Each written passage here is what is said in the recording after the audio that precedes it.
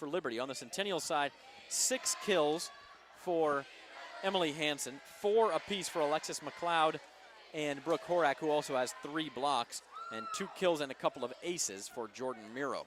So we're even. We haven't decided anything yet. Now it's a best of 3. Liberty won the first meeting between these teams. That was a best of 3. They won the race to 15 points in the 3rd game. I think they should make it a volleyball rule. Anytime you got 2 teams in the top 5 in the section, they cannot play a 3-game set. There you go.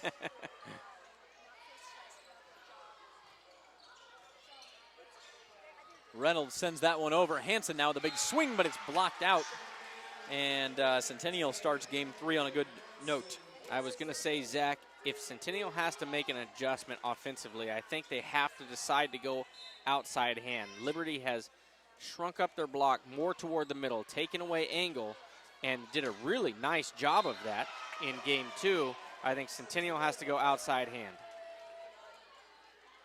Well, there's your observation from the coach's point of view. Justin thinks like a coach. I don't know why that would be. Sure, your upbringing didn't have anything to do with that. You just know what you know, and that's it. Long set to Ferreira. It's blocked back. Reynolds dumps it over, and that's going to turn into a point. Crafty play by Emma Reynolds, and a point for Liberty. Something Liberty has done really well tonight, and winning those crazy points, or what I call the ugly points. Some athletic teams out, both of these very athletic teams, but a lot of the times, the team that's just not willing to let the ball hit the floor can win those points. That was a great serve by Ferreira. Centennial scrambled to get it back. Somehow staying in this point. Hansen tipped by the block. Now a chance for Cheney. Cheney sets to Miro. Nice dig. Diving dig by Burt. Free ball for Centennial.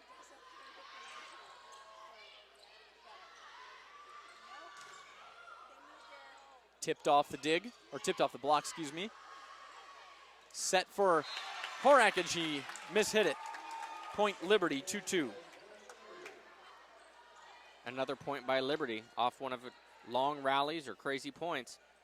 They continue to win these points that will add up by the end of the night. So 1 set apiece, 2 points apiece in set number 3 here. Number 1 Centennial hosting number 3 Liberty.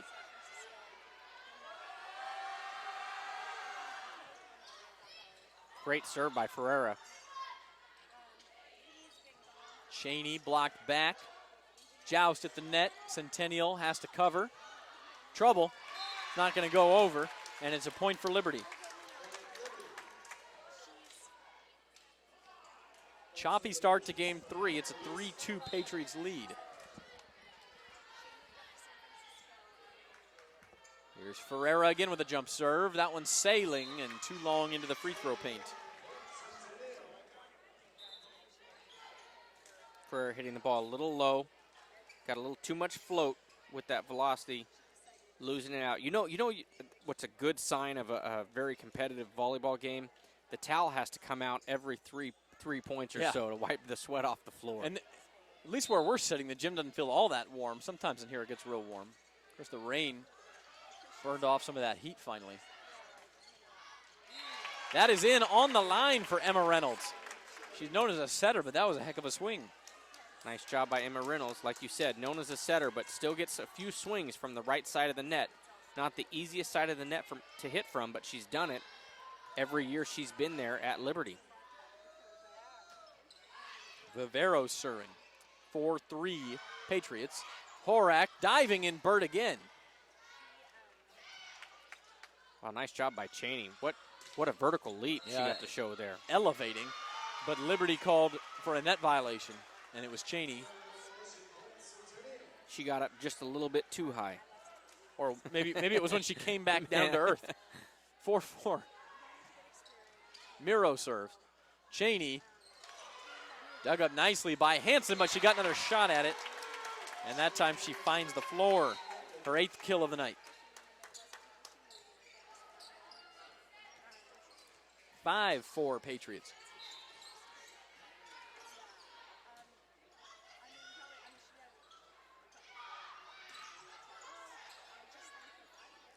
Reynolds sets Cheney on the left side off the block. Too long from McLeod. 6-4 Liberty. Liberty seeming to feel very comfortable right now. They are surging, aren't they? The way that this game is being played.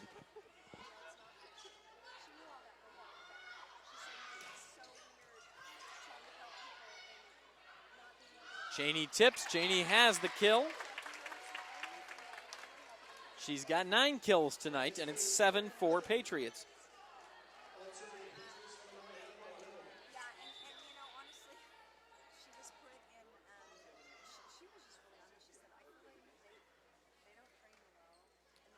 Reynolds still serving.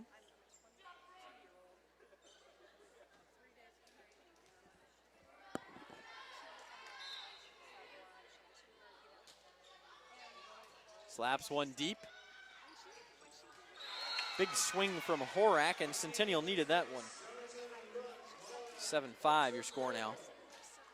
Liberty called into the net, but more importantly for Centennial, Horak got a swing off where she wasn't touched by a block, needing a little confidence, I believe, in the front row. Now she'll serve. That one might have been going wide. Burt decided to play it, and it's going to fall back on the Liberty side, and it'll be a Centennial point. 7-6 now.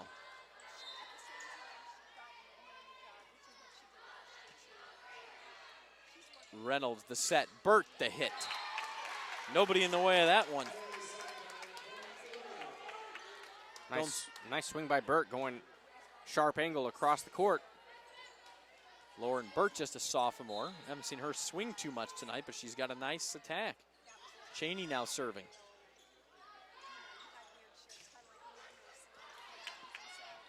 Reynolds sets in front of her to Burt. That time she missed. 8-7 Liberty. That time Burt getting a swing from the right side of the net. The more challenging side not able to keep it in bounds. Centennial with an important point.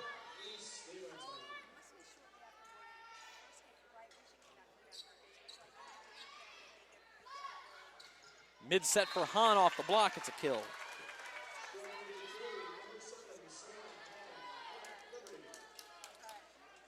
Liberty, by the way, their only loss within the section came to Clovis in the finals of the Clovis Invitational after they had defeated Centennial the same day. I take that back. They lost a 5-set decision at Clovis West as well.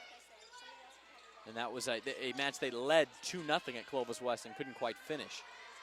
There's no doubt in Division I, there's a lot of teams that are going to make a run at this title. But 4 of them are the 2 on this court and the 2 that you just named, Clovis and Clovis West. Yep, that's those are probably the leading 4, considering Independence is not in Division I. That would be the other team you'd throw in there. 9-8 now for Liberty.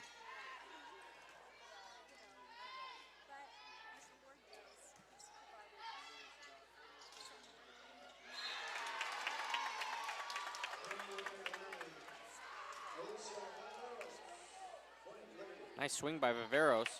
Not getting the set that she wanted. Still able to find the floor and a point. Coming into tonight, by the way, in SWIL play, Liberty had dropped just 1 set. That was against Frontier. Centennial also had dropped just 1 set. That was against Stockdale.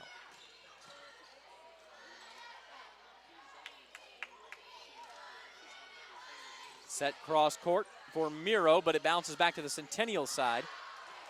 And Mon's attempt goes wide, point Liberty. 11-8 Patriots.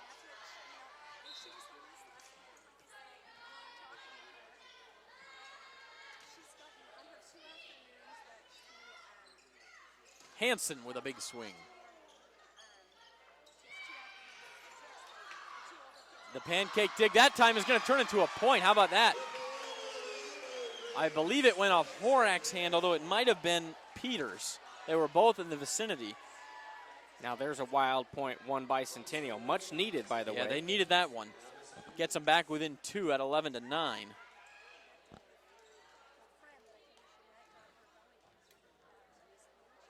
Otherwise would have been 12-8. And another one of those cleanup jobs needed on the court surface here.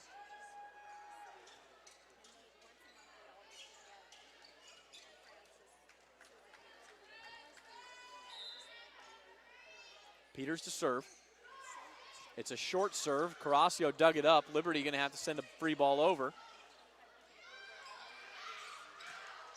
Horak deep. Carrasco was game to it.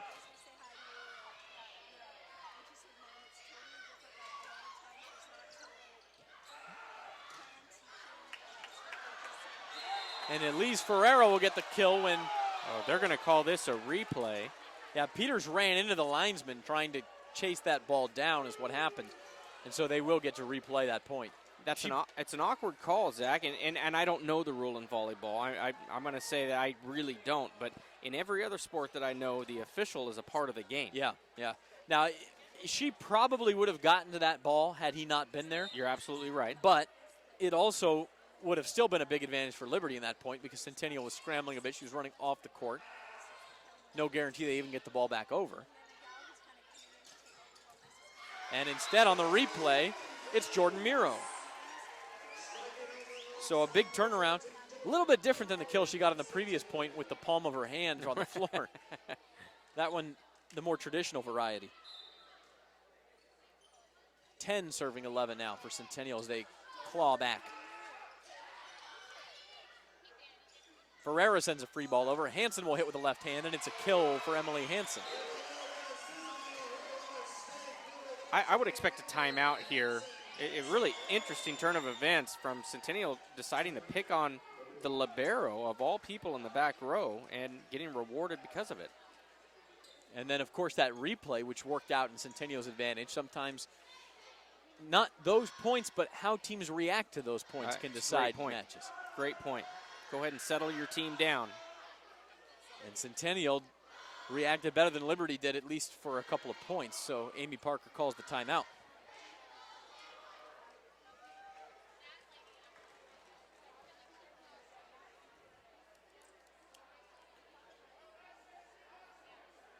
Case in point would be in that Rangers-Blue Jays game yesterday.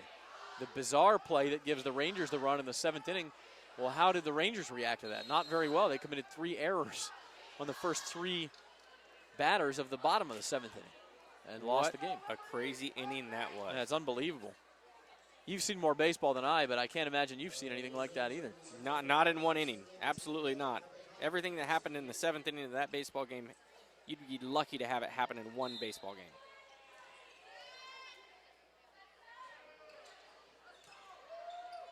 So we are tied at 11 out of the Liberty timeout. Vivero's a big swing, but Stevenson digs. Off the block goes Miro, and she has a kill.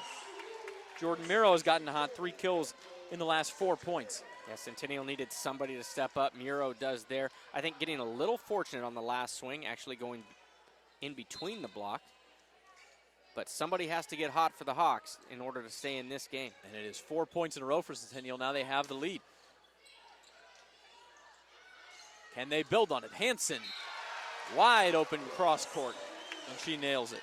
Beautiful pass from Peters from the back row. Nice set, allowing Hansen, who hits from the right side, and I've continually said the tougher side to hit from, although she is left-handed, so that's just like her hitting from the left side of the net as a right-handed swinger. Not just 5 straight points for Centennial, 5 straight kills for Centennial. They've earned every one of them.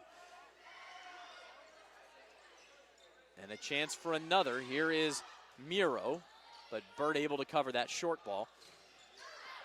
Ferreira's kill goes off the block, and a point for Liberty.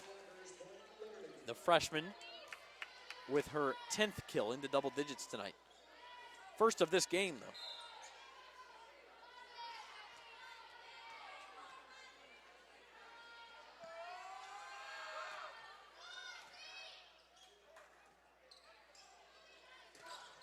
Hansen off the block. Carrasco had to go after it because it hit the block and she couldn't quite corral it. So another kill for Hansen, and she has 3 kills in the last 5 points. Yeah, great swing by Hansen. 8 feet off the net, at least 8 feet off the net, just inside the 10-foot line, still able to get a kill. She rotates back with the Golden Hawks leading 14-12. Cheney, cross court Nice dig that time by Miro, and now she'll hit. Burt will set up Cheney. Hanson dug it. Centennial scrambling a bit. Solo. Crazy point blocked here by Miro. And finally, the Centennial defense falters off of the Cheney attack.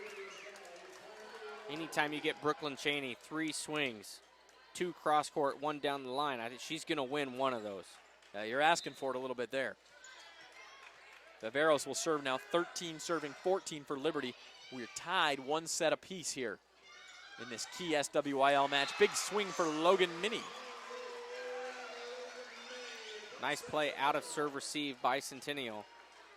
Both blockers going with Horak, allowing Minnie a free open lane. Gets a good swing off and a point. Well, if this was a 3-set match, that'd be it right there, but it's not. We got a long ways to go here. 15-13 in the third.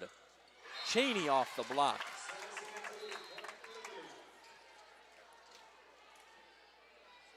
Cheney attempting to go cross court again, ends up going between the block. Still scores her team a point.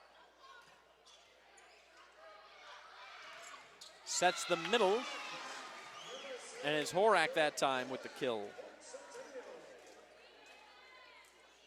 Both teams got the offense in gear here in game 3.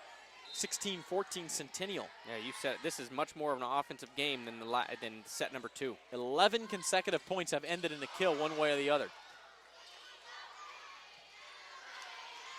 And a chance for another here for Centennial. They'll set McLeod. Great dig in the back row. That was BVarsity digging it up, and now Cheney with a chance, and she's got a kill.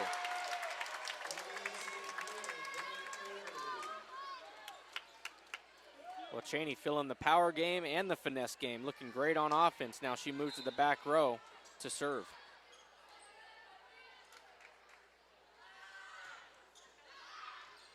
Got it in. Centennial, you could hear them yelling out, out, out, but it was in. Spun down, and we're tied again.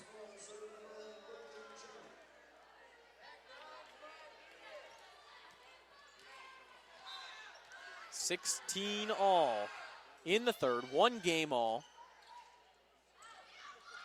McLeod got it. Great swing to the back corner of the court. Just how you draw it up out of serve receive, even though you have to push it to the outside, which is the most basic play in volleyball. Get a beautiful swing off and a point. 17-16 Centennial. Set middle for Hahn, block back. McLeod blocked. Hanson dug. And the rally keeps going. From the back row and rejected by the net there is Addison Peters. 17 all. Centennial calling a timeout now. Want to talk things over here. It is tied 17-17 deep in the third.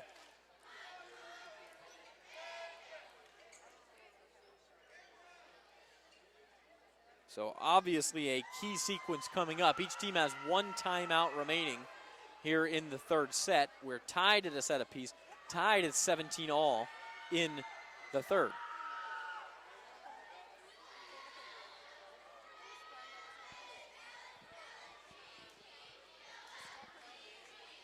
Well, it's a race to 8. And next team, and just about to say, if you can sure score. It's going to be a race to 5 and then probably a race to 3. Right, and if either team can score 3 or 4 in a row, that will decide this, most likely. And they will go to game 4 with a chance to finish it.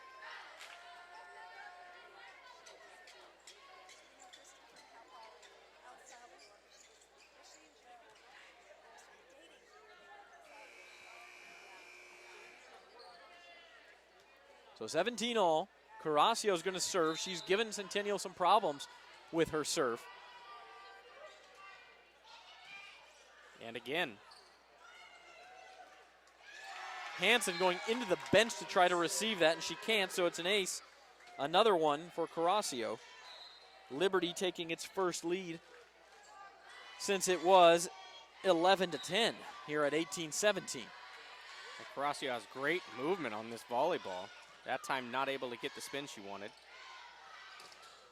And so it'll be a kill for McLeod inside the block, even again.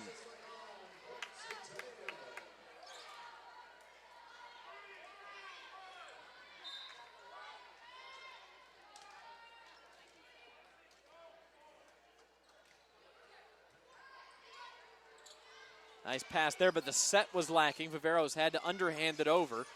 Miro inside the back row, right on the free throw line. Nice job by Miro trying to get some sort of offense going. I think that time, though, the miscommunication for the Patriot defense led to the point.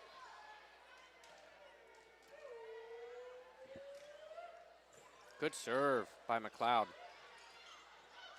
But a better swing. I mean, she may have mishit that, Elise Ferreira. She's kind of got a smile on her face. Got away with one there, but she'll take it. The accidental changeup sometimes works. Kind of like off the frame of your racket in tennis, but it puts wicked spin on the ball. Can't make a living that way, but you can win a point that way. Burt to Ferreira, more traditional swing that time. In the net is Liberty. Both teams look like they were in the net, but I think Liberty was first. And so Centennial retakes the lead 20-19.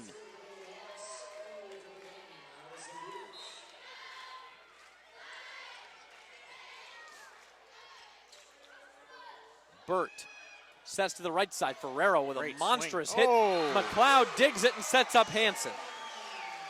Well, nice swing by Ferreira on the right side. Beautiful down the line. McLeod gets the dig, and you got to love the fact that Hansen didn't hesitate a bit and just elevated and swung instead of trying to make a set. And sensing that that could be a momentum changer, Amy Parker calling her second time out here in the third game.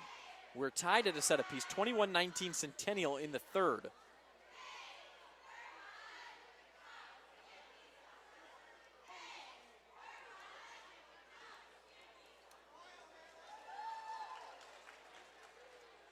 Well, neither team looks to be panicking in their respective huddles, both just talking over what they have to do. I think both of these teams have played such a tough schedule this year that they've been in this spot multiple times and realize that they just have to execute.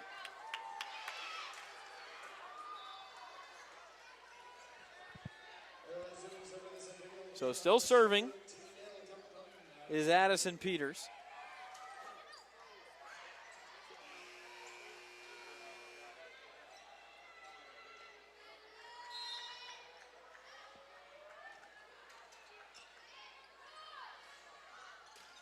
Viveros, a one-handed dig by Stevenson to keep it alive, and they got a pretty good swing out of it. Carrasio had to save it. Back the other way we go. Important point for both teams. Both teams have got to make some great digs. We'll see who can come away with a point. Burt is laying out over here, trying to keep this point alive. It's blocked out. So Ferreira gets the kill and a huge point to Liberty. Yeah, nice job by Ferreira. Didn't have a chance to get the approach that she wanted to. Still able to elevate and get the kill for her team.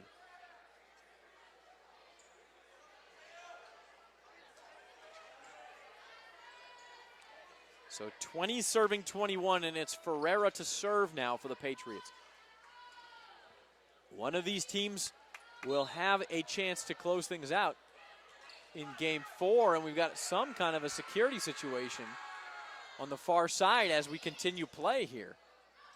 Maybe just asking a double hit called on Centennial, and we're tied. So, is somebody hurt over there? What? Zach, I can't tell at all, but Centennial calls a timeout. So Lacey Capolo not messing around either. It's 21-21, and she wants to talk it over. So both teams out of timeouts now. A race to 4 in this second set. And still something. It looks like they're looking for something. It's a scavenger hunt. You know, if you're a high school girl and you lose your cell phone, it's like a national disaster. You have to get that phone. You're going to have 150 people helping you. That's right. That's right. Probably for the guys too, but they're all cheerleaders. So, I mean, maybe a contact. I don't know. Could be. That would be a little more pressing, I think. I think the most pressing right now is 21-21 in set 3. Certainly for the players on the court, that's true.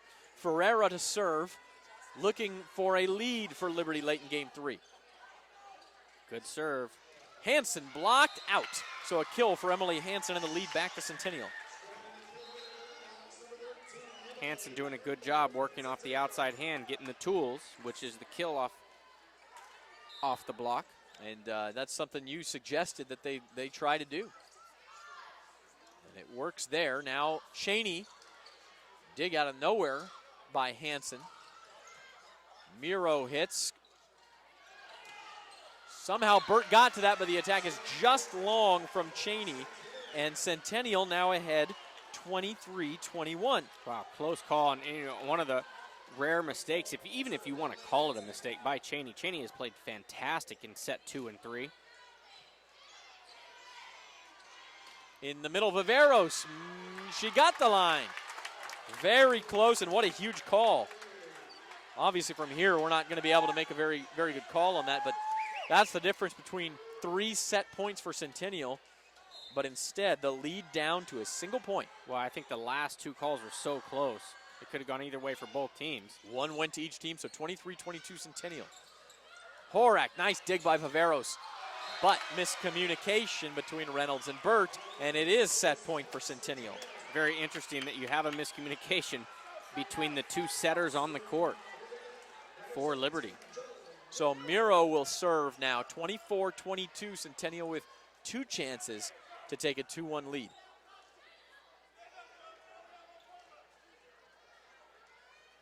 Wiping up a spot on the floor.